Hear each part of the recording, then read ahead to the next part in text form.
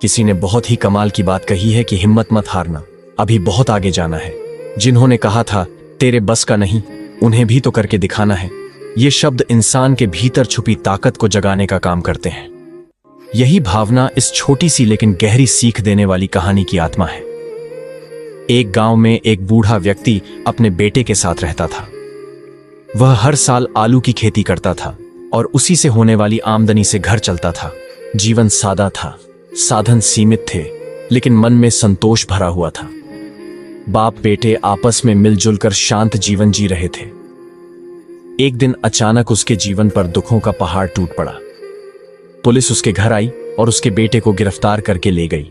बूढ़ा व्यक्ति रोता चिल्लाता रहा और कहता रहा कि उसका बेटा मासूम है, लेकिन पुलिस ने उसकी एक न सुनी और बेटे को जेल भेज दिया। पुलिस का कहना था कि उसके बेटे पर हथियार चोरी करने का आरोप है। इसी आरोप के कारण उसे बिना देर किए जेल में डाल दिया गया।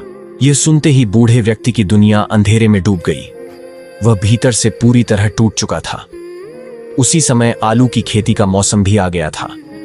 खेत की खुदाई करनी थी, लेकिन वह बूढ़ा और अकेला था। शरीर में अब इतनी ताकत नहीं बची थी कि वह सब कुछ अकेले कर सके। चिंता और मजबूरी ने उसे चारों ओर से घेर लिया था। वह रोज खेत तक जाता और फिर बिना कुछ किए लौट आता। हर बार उसके मन में यही ख्याल आता कि काश उसका बेटा बाहर होता। बेटा होता तो पिता का सहारा बनता और काम आसान हो जाता। यही सोचते सोचते उसकी आंखें भर आती थीं। उसने बेटे को छुड़ाने की बहुत कोशिश की, अदालतों के चक्कर लगाए और अधिकारियों से गुहार लगाई, लेकिन हर प्रयास असफल रहा और निराशा ही हाथ लगी। आखिरकार वह थक हार कर शांत बैठ गया। फिर उसने अपने बेटे को जेल में एक चिट्ठी लिखी।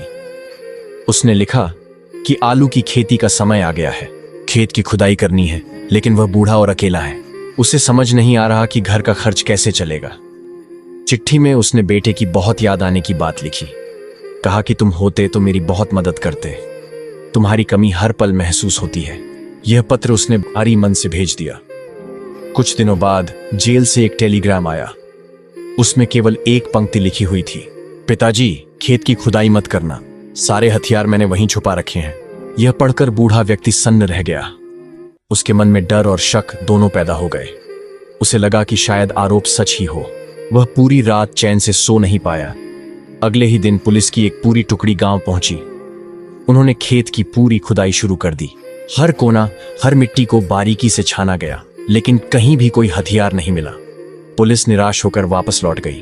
खेत पूरी तरह खुद चुका था। बूढ़ा व्यक्ति यह सब चुपचाप देखता रहा।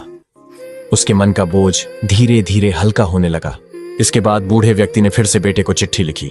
उसने लिखा कि पुलिस आई थी, लेकिन कुछ भी नहीं मिला।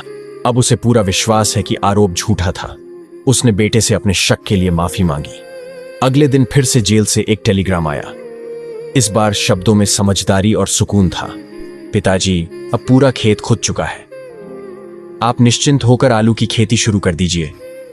बेटे ने अपनी बुद्धि से समस्या का समाधान निकाल लिया था। बिना ताकत लगाए उसने अपने पिता की मदद कर दी। बूढ़े व्यक्ति के चेहरे पर अब उम्मीद की चमक थी। उसे अपने बेटे पर गर्व महसूस हुआ। यह कहानी हमें जीवन का बड़ा सबक सिखाती है। अगर हम विपदाओं और समस्याओं से घिर जाएं, तो घबराना नहीं चाहिए। दिमाग, धैर्य और विश्वास से रास्ता जरूर निकलता है। हर समस्या का कोई ना कोई समाधान होता है। आज नहीं तो कल हल अवश्य मिलता है। बस अपने ऊपर भरोसा बनाए रखना जरूरी है। विश्वास और उम्मीद कभी नहीं छोड़नी चाहिए। कृपा अवश्य बरसती है जब हम डटे रहते हैं।